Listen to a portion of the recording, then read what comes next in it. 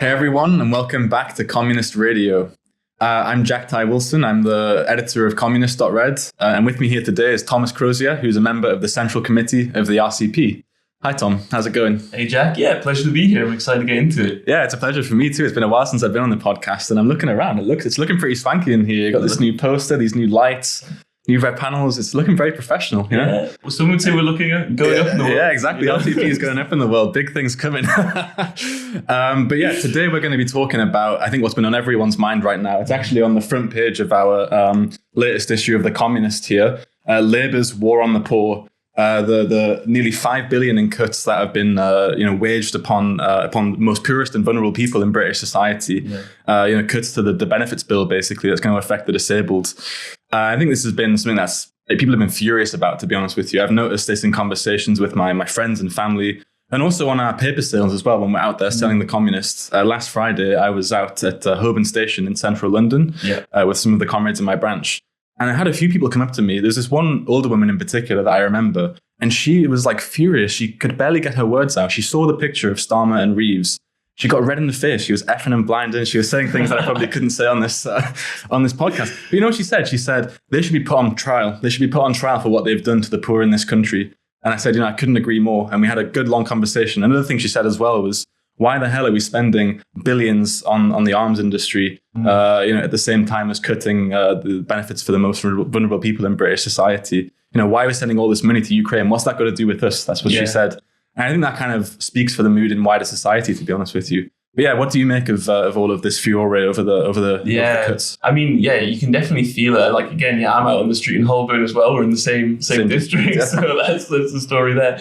But yeah, you can definitely feel it. Like, people just see the barefaced, like, hypocrisy of this government who said, like, we want to grow this government, we want to change, we want to work for people. And it hasn't in any way. Like, this isn't even the first thing that they've done, right? Like, even looking back at last year, the not lifting the two-child benefit cap, winter fuel allowance, all these sorts of things just building up, and they see constant attacks on working people. Yeah. And I think this is the most egregious one, really. Like, it's attacking the most vulnerable people, like, in society, like 5 billion. And look what they're willing to spend. I was looking at this, this Guardian article, actually, which I think is quite good. It's got this quote from someone who receives PIP. And it says, why is the government waging a vindictive vendetta against disabled people? I claim universal credit and PIP. Without PIP, I would become homeless. Is this appropriate for a 62-year-old who's paid taxes for 40 years and has a body now disfigured by working on a building site? And then he later goes on to say, Rachel Reeves, the Treasury, and Liz Kendall should ask themselves why this Labour government can find 200 billion for nuclear weapons, plus over 14 billion extra on defence spending, but is more worried about disabled people having half-decent life with PIP payments. I think that is just very clear that people are seeing so much money being spent for the interests of one class and being the working class getting attacked. I mean, I used to give advice to people before I started at the RCP. I was giving advice to people who are on benefits, on disability benefits. And life for them is just so full of anxiety. Like, you're made to feel that you should be ashamed. Almost criminalized, right? Yeah, really. Yeah. Like, you're interrogated for what you have. Why should you feel that you should claim this?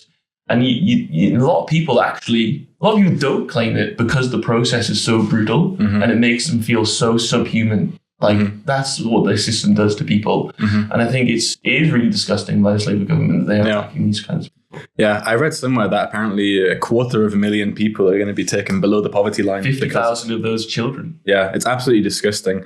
But I think actually, as well as that, one of the things that you said is that people might have had some illusions in the promises that Starmer and so on were making because, before the election, they were talking about ending 14 years of Tory mismanagement. Yeah.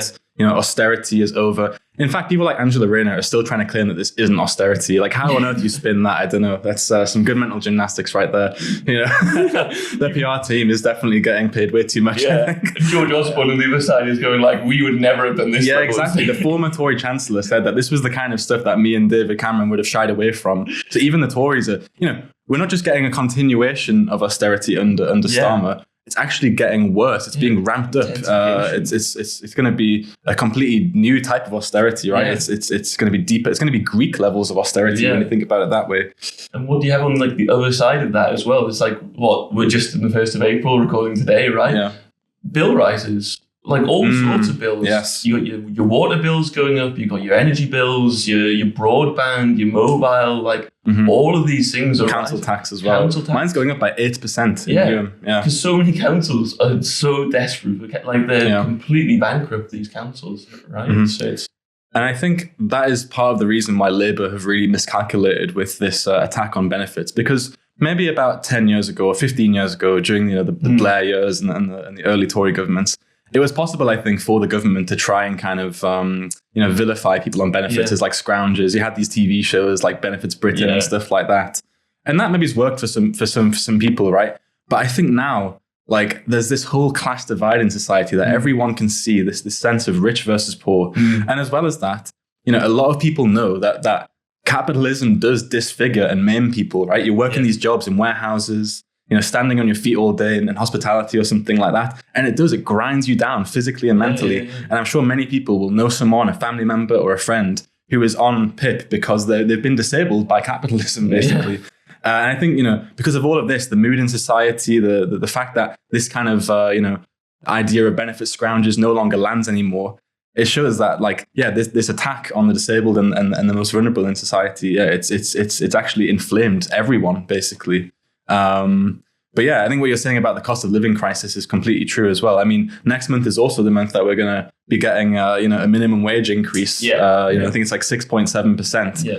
But what difference is that going to make? People are going to be looking at all the bills going up and thinking, like, what the hell's the point? Rent's going up by 9%, bills, energy bills, water bills, all of these are going up. It's just going to feel like, in one pocket and out the other. I think another thing that'd be worth talking about as well is, the completely, stagnant state the economy is in as well. In the spring statement, what was it? The growth forecast was halved from 2% to 1%. Government of growth. Yeah, exactly. 1% growth. Yeah. And that's not even taken into account, by the way, Trump's tariffs or, all these things, which, I watched an interview with Angela Rayner the other day. She had nothing to say about Trump's tariffs. She has no idea what the outcome is going to be. She just kept on saying, it's a developing situation. It's a developing conversation or whatever. But obviously that's going to mean more stagnation for the British economy, right? And, the costs of these tariffs will be pushed on to the prices of the products that are being produced, right? It's who's going to foot the bill of these tariffs. It's not going to be these corporations. They're going to just raise the prices. We're going to see inflationary pressures, which they are talking about already. Bank of England are aware that this could, have inflationary pressures. Right?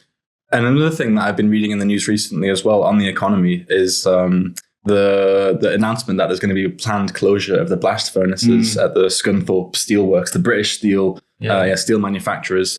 It's no coincidence, by the way, that I think steel is one of the things that Trump's tariffs are gonna target. And that's why this announcement has possibly been made now. But I mean, the steel industry in Britain has been in crisis for a long time. You've had the closure in Port Talbot last year. 3,000 jobs have been axed. Now another close to 3,000 people are going to be. And, as you said, this is a government of supposed growth, talking about all this industrial policy and billions in investment. But this is actually what the reality is for people on the ground. Towns like Scunthorpe and Port Talbot are just going to be complete wastelands now. No industry whatsoever, which is the lifeline for many of the small businesses in that area as well. Like, this is what Labour's Britain looks like, right? Yeah. I think I was reading this, it's going to be the only G7 country that doesn't produce its own steel, right? Like Britain doesn't produce, things that are needed for an economy to go. Like, it's completely like a rentier economy. It's dependent on the financial sector. Industrialized Britain is completely gutted, right? And this has been a long process, obviously. Yeah, it stretches back decades. Yeah. But I think it's now just sort of people are feeling it where they live. Like towns where whole communities used to exist will just be completely left to claim benefits or have to move and become empty, right? Yeah. I think this is an important reminder as well that, there's often this idea perhaps on the left, which we'll get onto, I think, in the next segment. There's this idea on the left that, austerity is a political choice, right? And that it would be easy to actually regenerate the economy if we just had a few tweaks here and there, a bit of taxes here, a bit of spending there.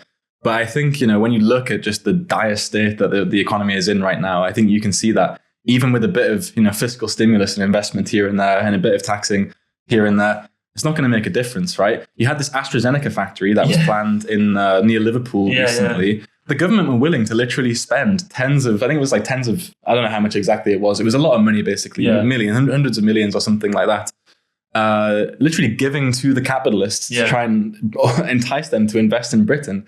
And AstraZeneca turned around last minute and was like, actually, no thanks, we're going to go to America instead. I'm pretty sure it's the same deal with the Scunthorpe factory. Like they were like, we will give you money to keep this going.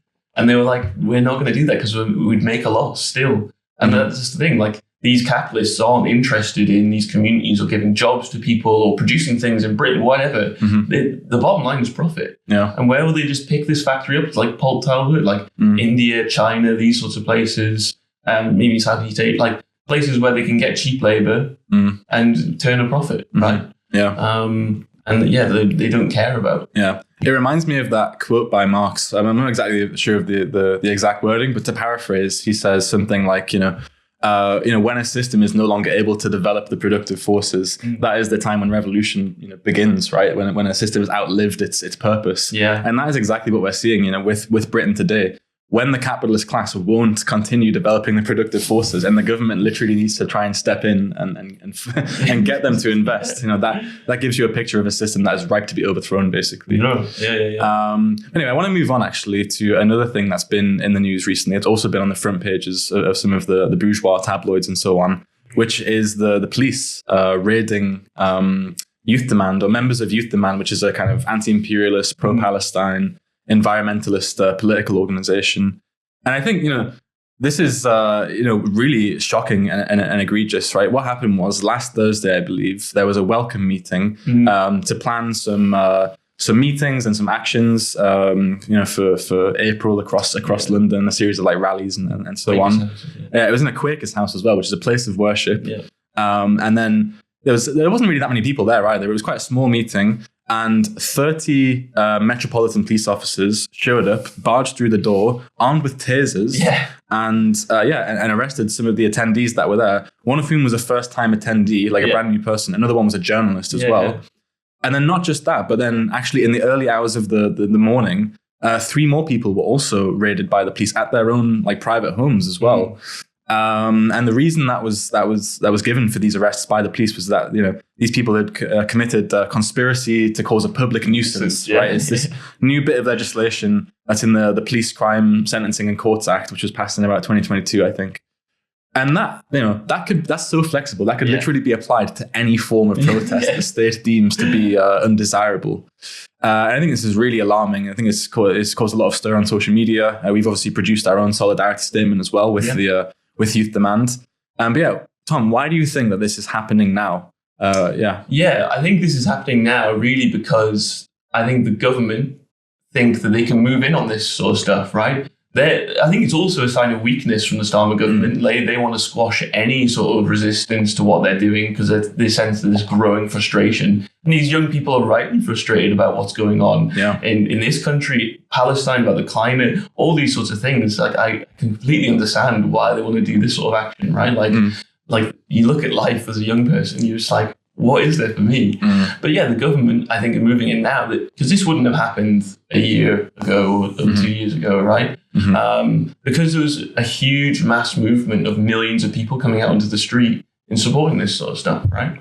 And when you're a group of 9 people got arrested. I don't know how many people were in the meeting, but it was a small meeting. 30 police officers can come in and intimidate. Really, that's what they're doing. They're trying to intimidate these young people to stop taking any action to sort of change the world, right? And that's what they want. They want to, and it is scary to have the police coming with tasers and all these sorts of things.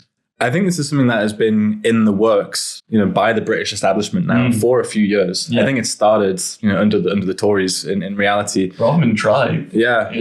You've had like legislation carried out, like the Policing Act, which I mentioned, the Minimum Service Levels Act as well, which also restricts the right to strike, makes it illegal to strike if you're in a certain sector as well. There's other ones as well, like the Public Order Act as well. And I think what you've just seen is successive governments that have been beefing up the powers of the state and sort of breaking the police in, getting the police used to playing this more sort of overtly political role of attacking social movements, of attacking the left, and so on. And I think, this year especially, it feels like it's been ramped up to no end, right? Like in January, you had 70 people arrested at that Palestine demo in London. Mass arrest, essentially, is what you're talking about, right? Yeah. And then, meanwhile, you've also got this trial of the Filton 18 is what they're called, right? You know about that? The Palestine Action kind of, they carried out some, direct action protests at the arms manufacturers. And now they're being charged with like terrorism offenses.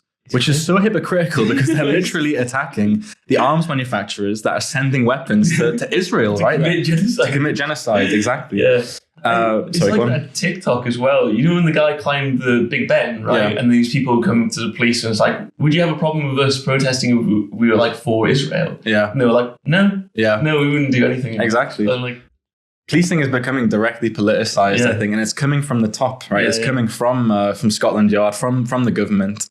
Somewhere, someone has had some sort of meeting and said, we need to crack down more upon the left and upon these social movements. Because who runs the police? It's not just like this arbiter of like moral good or anything like this. These people, like, they're dames and lords and like civil servants, all these sorts of things, right? Like they listen to the politicians, right? The government. It's not just like they have their own sort of, agenda, right? To keep order and things like that. It's like Marx and Engels and Lenin said, the state at all times is the committee for managing the common affairs of the bourgeoisie. The state will always act in the interests of the dominant economic class, which is the capitalist class, the arms manufacturers, the bankers, the oil magnates, and so on.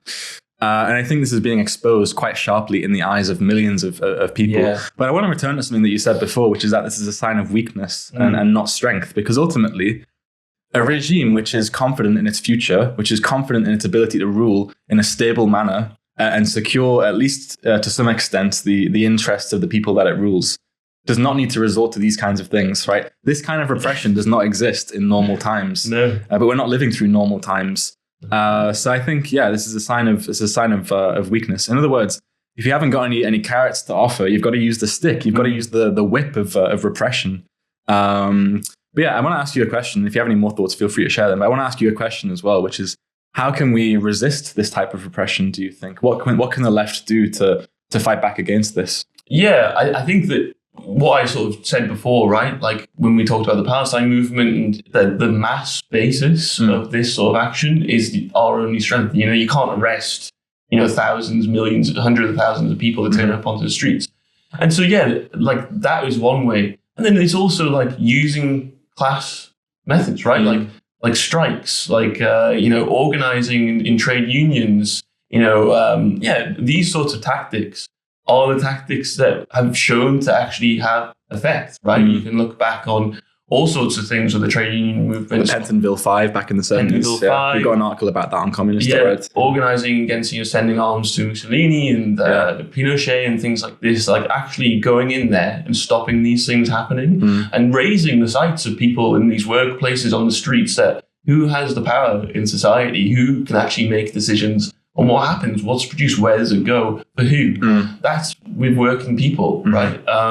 So I think it's raising those sorts of demands. It's like, if you're frustrated, if you're angry about society and where it's going, other people also feel that way. But it's also your job to go out there and patiently explain to these people that raise consciousness, right? And that they can take action, because I think so many people are disgusted, but they don't really know what to do with it at the moment, right? And that's understandable, right? There's not really much going on at the moment saying, what can you do? People feel frustrated, but no one's saying this is the action that you should take.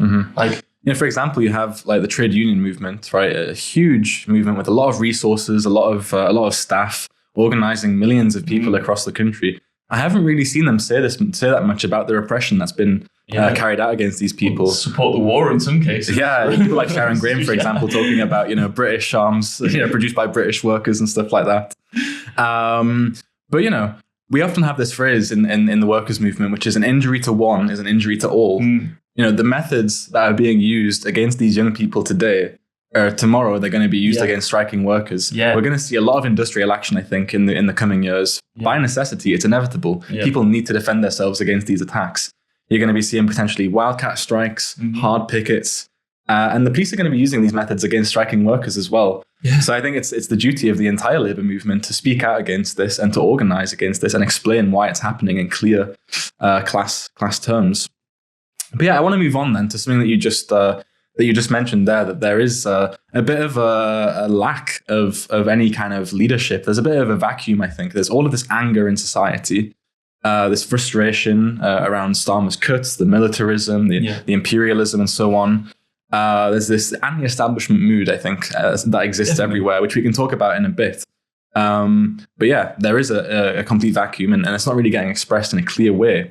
But there is one way that it's being expressed in quite a distorted manner, I think, which is in the phenomena of reform and right populism and Farage and so on. Last Friday, there was a big reform rally in Birmingham. Our comrades actually organized as part of the counter-protest against it, the counter-demonstration. Yeah. But actually, I was reading the report in the Financial Times about this rally, and it was really interesting. Because, you had the typical things that you'd expect, people wearing Make Britain Great Again caps and right-wing sort of middle-class elements and so on. They were the kind of the cadre, if you will, of the people who were there. But some of the stuff that Farage was talking about was very interesting. I mean, we've already known that he uses quite kind of, I want to say like class-based language, but of course it's not really class language. It's a distortion of class language. Talking about things like a people's revolt. He calls reform a people's army, for example. He talks about a revolution or a revolt against Westminster and stuff. But some of the stuff that he was talking about that got some of the biggest cheers at this rally that they had. We're talking about things like reindustrializing Britain, cutting tax altogether for people who earn a low wage, less than £20,000 a year. There was a big screen at the rally that said, your council is broken, we will fix it, or something like that. And actually the set design was also very interesting as well. Did you see this or not? I saw him riding on a tractor. Yeah, it was a crane, a big JCB crane. Yeah, that was apparently donated by one of his supporters. It's very Trumpian theatrics, but there was a set that looked like a sort of modern, very recognizable, British high street, right, where you had a boarded up, shut down pub. You had like a betting shop. Betting shops are everywhere these days. It's about the only thing that you see on high streets these days. It was quite funny. It had it was called Labour Broke instead of Ladbrokes, which is quite funny. I'll give Farage that. And rubbish piling up on the streets, everything like that. Something that really speaks to, I think, the sort of sense of decline and kind of despair that a lot of people feel when they look around in Britain today. Another very interesting thing as well is that there was a ticker tape, like a news sort of ticker tape sort of thing around the stage, which was flashing up the council's debt in Birmingham, because obviously the Birmingham council is very indebted.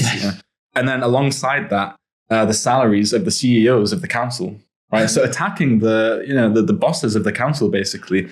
These are very kind of, I want to say, like class-based things, or things that are aimed towards the frustrations that people feel towards the establishment and towards the decline of capitalism. With the lack of any sort of alternative, any bold alternative on the left, people are, looking, or some people at least, are looking towards reform and this demagogic appeal that Farage has. But do you have any thoughts on this? I mean, obviously, they're tapping into this frustration, because when you get the polling of the reform voters, you obviously see, there's some confusion, they obviously blame immigration a lot for this, right? Because that's what Farage is sort of scapegoating this whole crisis upon.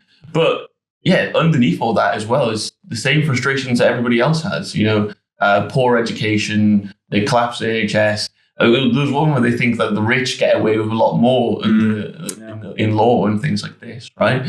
So you see there that they do, people are just sick and tired of this country, really. That's what they're disgusted about. And that cuts across the right and left divide. I think everyone feels that way. For different reasons in some cases, but that underlying anger exists everywhere. And that's the key thing, right? That's what Farage is able to tap into, that the left currently. And then there's some flashes of people tapping into that huge inequality, people like Gary Stevenson, things like this. They're able to say, listen, this country is broken. But Farage has been doing that for a lot longer, a lot more established. And so, he's able to sort of ride this wave that is not being challenged properly, I don't think, really, on the left. Right? They're saying no, we have to love migrants and all these sorts of things, which is obviously true, but doesn't really answer the question for someone whose life is still rubbish. Right? I actually want to read some quotes that we've given in the paper from Runcorn, which is a place where there's a by-election happening, the first by-election actually of this Labour government. And Labour last year won like a thumping majority there, like thousands of votes majority. But this time round, the bookmakers and the pollsters are predicting that Reform are going to win, basically. Yeah. And I read some interesting quotes where there's this one local guy who told The Guardian, "We should give somebody else a chance. We had 14 years of Conservative rule, but nothing's any better, and it's not getting any better at this moment in time." Another person said he doesn't know what Reform stands for, but thinks there would be a better option than what we have. I think the same person said, "Why are we just persevering with the same thing? If it doesn't go well, it doesn't go well, but it's not going to go well anyway." Right, that's it right there, right? There'd be a lot of people who don't even really know fully what Reform stands for, but they're willing to give it a shot because it's something new. And you know something else? I was reading maybe a month ago, they were talking about these seats that the Red Wall that Labour lost to the Tories, and then they're going to lose again to probably Reform in the next election, right? That sort of thing. So when I interviewed these people, I think it was in Wales, I can't really remember what the town was called, but the people that were talking to were like, yeah, I would probably vote for Farage, but actually he's been a politician for too long, so I don't trust, I'm not going to trust him completely is what they were getting at, which is so interesting. Like they're willing to obviously try, like a test with Farage, but there's not a solid foundation underneath him either, right? Mm-hmm. Like they're not going to give him the time of day if he can't answer the questions, which he won't be able to answer, right? Like it's not a problem of immigration in this country fundamentally, that it's the crisis of capitalism. Yeah. And so I think that's a really interesting thing. There's there's a huge distrust in the establishment, but also like just democracy, bourgeois democracy, right? And I think that's an important thing as well, because I think it's precisely because of that, because of Farage's real lack of answers on the fundamental questions that people face, that he's forced to then use all of this anti-immigrant, this racist rhetoric.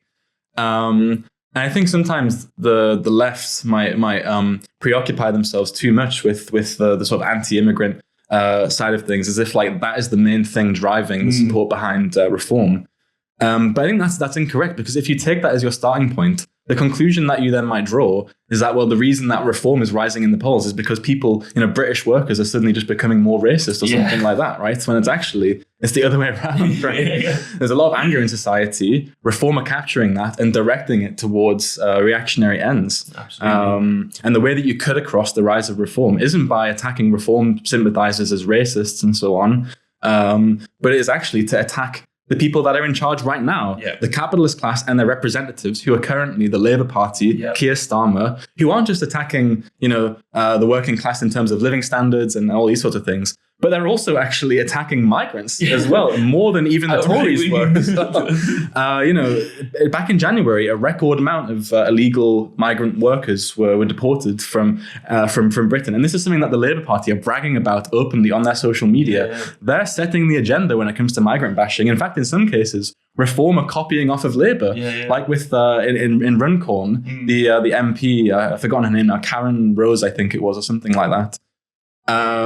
She promised that she was going to close the local asylum centre, right, which is absolutely disgraceful. And then a few days later, the Reform candidate also said, "Oh, I'll do that as well, by the way." So it's not like Labour are even outflanking Reform to the right. They're trying to outflank Reform on the right, and they're going further. And then Reform are trying to outflank Labour on the right. And this is something they did in the election as well. Keir Starmer bashing the Bangladeshi community, right, and things like this, whipping up this anti-migrant sentiment, and then getting surprised when people do like those pogroms in the summer, right?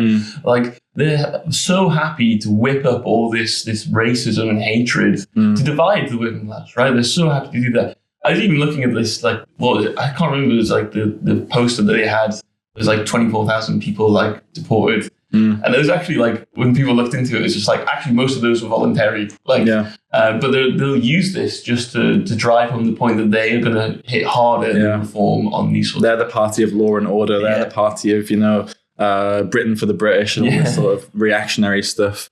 I'm just going to circle back to something that you said before about how there's a complete vacuum on the left, but you can also see some glimpses of anger and a desire for fundamental change also on the left as well. We've talked about the examples of Just Stop Oil and Youth Demand and so on, but also in relation to this Reform rally as well. At the same time, there was also a meeting with Zara Sultana, who is now an independent MP, I think, right? She was denied the restoring of the whip. Yeah, she's been kicked out of Labour, which is obviously disgusting, right? A left-wing MP being kicked out. But she held this meeting, which was quite well attended from what I hear. There was hundreds of people there. And it was basically an anti-Farage kind of meeting. And one of the things that she said, which got the biggest cheer, which I think is quite significant, is she was promising a movement, a coalition of unions, activists, and communities standing together to fight fascism. And that got huge cheers, right? This promise for a new movement, or, what was like sort of, people might have read into that like a new party or something like that. It got huge cheers. And it reminds me as well of like Enough is Enough a few years ago during the strike wave. 2022, 2023, this campaign, Enough is Enough, got like, what was it, 500,000 people signed up or something. Like coming to huge rallies and things like this out of nowhere, because people are so desperate for something to show the way, how to fight. And like, you had Mick Lynch, Zara Sultana was there, and all these sorts of people. And they were like leading a fight back against the cost of living crisis, right? And people were so, they were desperate to have anything to sort of channel their energy to, right? Because there is this huge vacuum. And that came with like a flash in the pan, right? And it's the same sort of stuff that they're pulling out again with Zara Sultana saying the same thing. Yeah. But what is actually on offer right here? What is the program that they're fighting for? The biggest demand that I seem to come across with these sort of reformist figures, these left-wing figures, is tax the rich. Yeah. And you mentioned Gary Stevenson as well, who's a guy who's been getting, I think, very popular on social media recently. Yeah. I've got a lot of friends and family who aren't even that into politics who are sharing his stuff. Got 1 million subscribers on YouTube. I think it's like 750,000 on Instagram as well. Yeah. He makes videos explaining economics, talking about the wealth divide in society, talking about where inequality comes from. I think his videos, like, they're very well made. He explains things in a very clear and easy to understand way. But when it comes to what he actually stands for, what his solution is to the inequality problem, and it's the same with people like Zara Sultana and so on, it comes down to this question of taxing the rich. Yeah. And what do you think is wrong with that? Yeah, I think it's not a new idea, obviously, right? Like, I think we've seen this with Corbyn and things like this, is taxing the rich.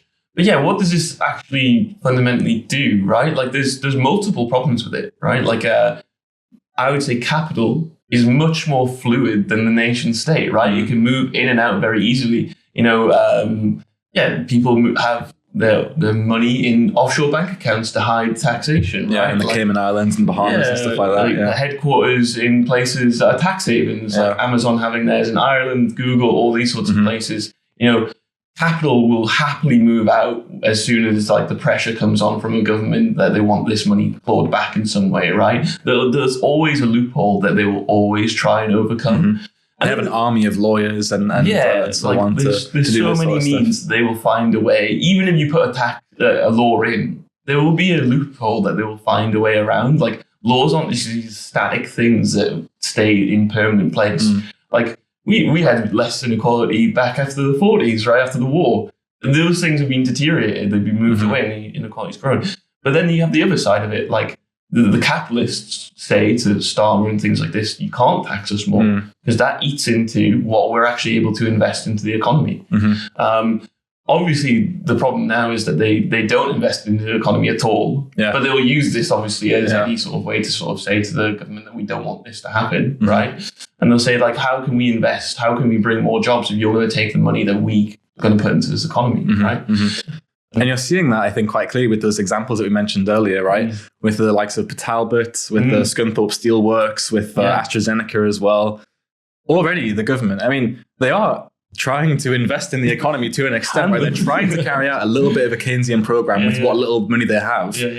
And it's like they're begging the capitalists to invest. They're giving them handouts, right? They're saying, here's, hundreds of millions here, tens of millions there. Please invest in our country. And the capitalists won't do it. If that is the current setup, and what the left are proposing is to actually, instead of giving money to the capitalists, to take more money away from the capitalists. That's not going to improve things whatsoever. It's just going to mean a flight of capital from the country.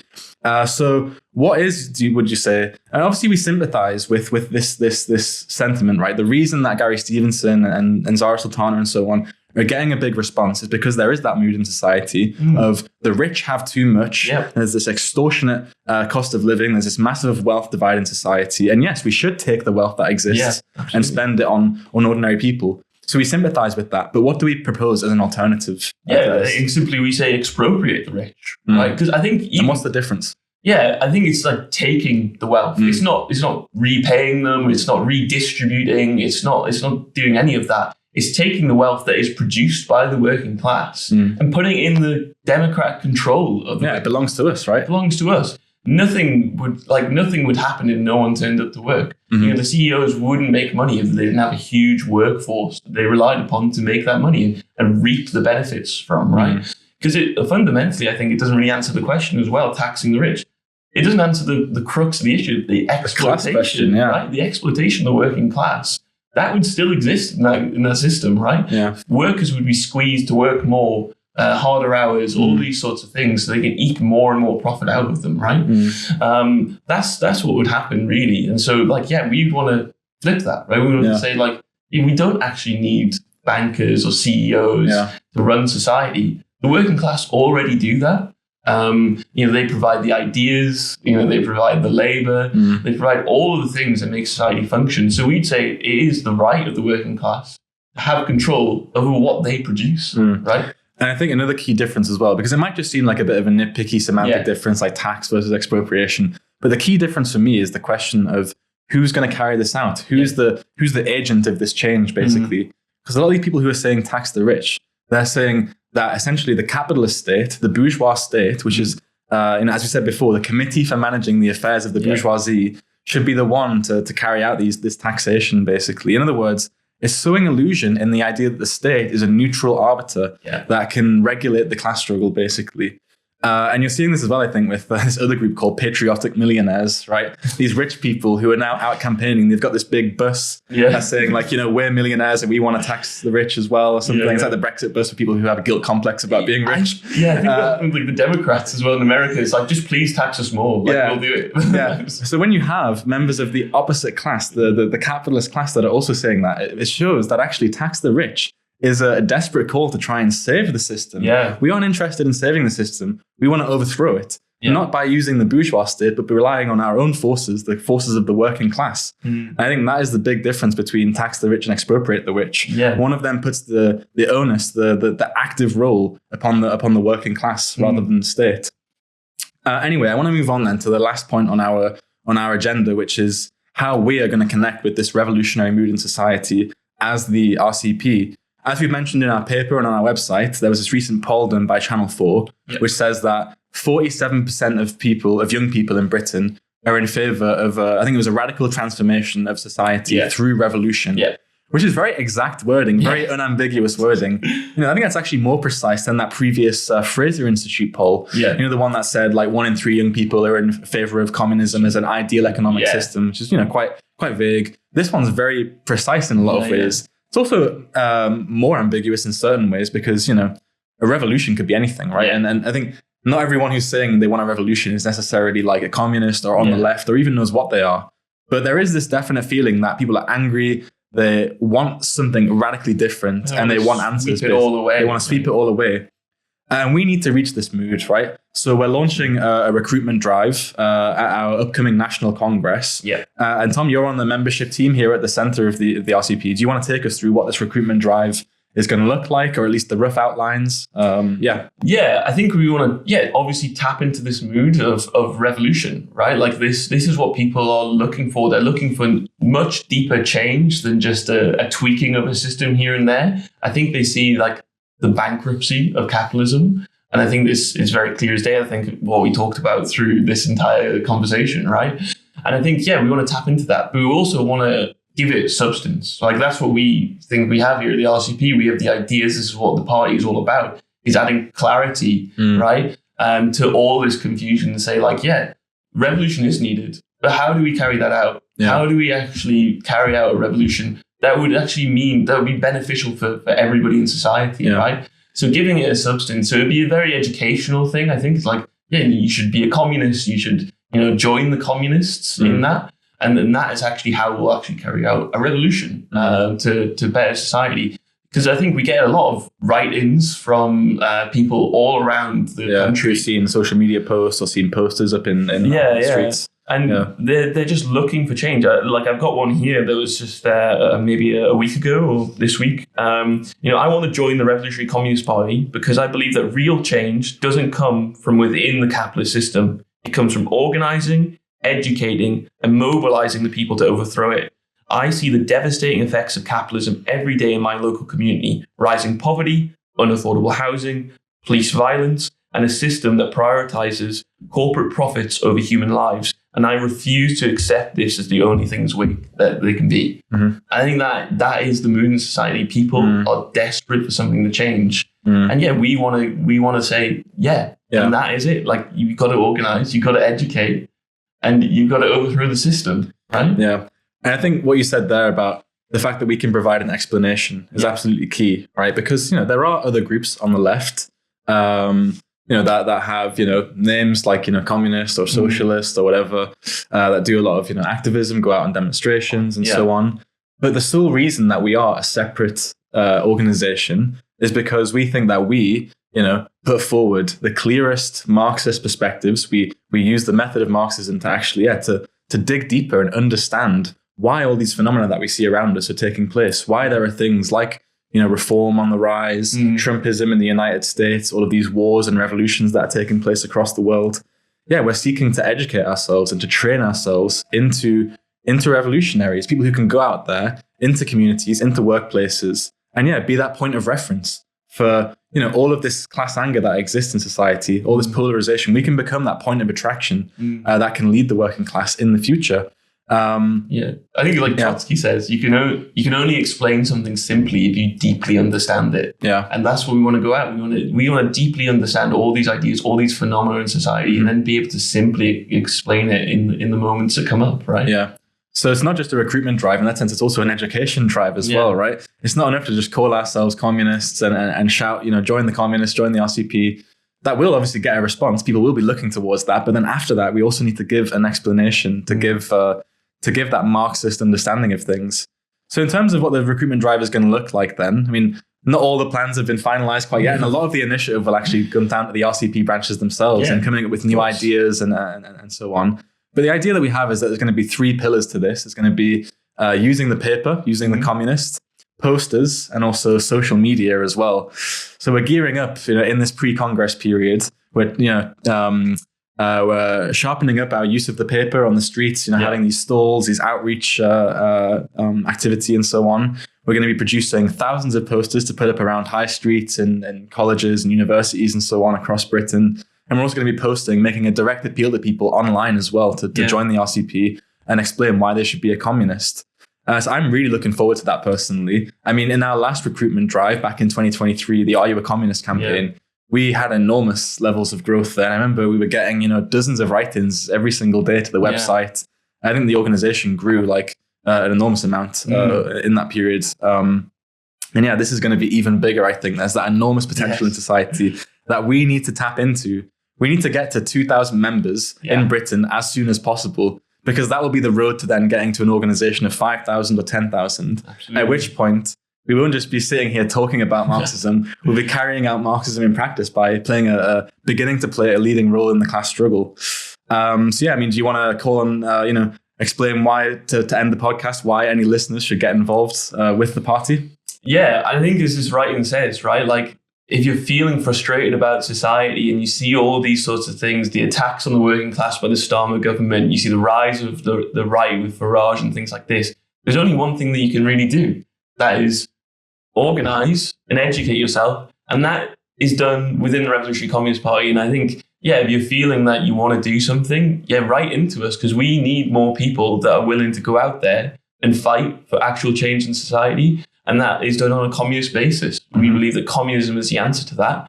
And so if you feel the same way, you should absolutely join us. I think it's going to be very exciting times. I'm very excited. I'm very excited as well. I want to go out there now and start recruiting people.